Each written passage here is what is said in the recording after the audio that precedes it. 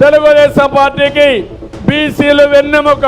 మళ్ళీ చెప్తున్నా, పూర్తిగా వెనుకబడిన వర్గాలను ఆదుకునే బాధ్యత తెలుగుదేశం పార్టీ తీసుకుంటామని అందరికీ హామీ ఇస్తున్నా.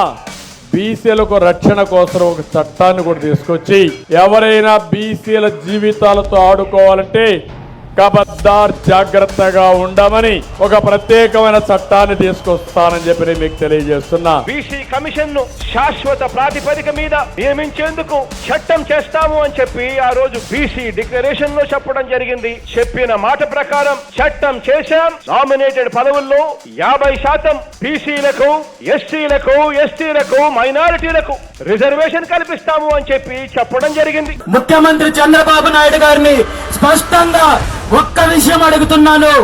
ఈ రోజు మీ ముందుంచిన ఈ 5 డిమాండ్లను నెరవేర్చేంత వరకు ఈ రోజు తలపెట్టిన బీసీ ధర్మ దీక్షను విరమించుకునే ప్రసక్తే లేదని ఈ సందర్భంగా తెలియజేస్తూ, మీ అధికారాన్ని ఉపయోగించుకొని, మీ బలగాలను ఉపయోగించుకొని దీక్షను భగ్నం చెయ్యాలని చూస్తే, లేదంటే డిమాండ్లను నెరవేర్చకుండా కుట్రలు చేయాలని చూస్తే దీని మీద తీవ్ర పరిణామాలు మీరు ఎదుర్కోవాల్సి వస్తుందని చెప్పి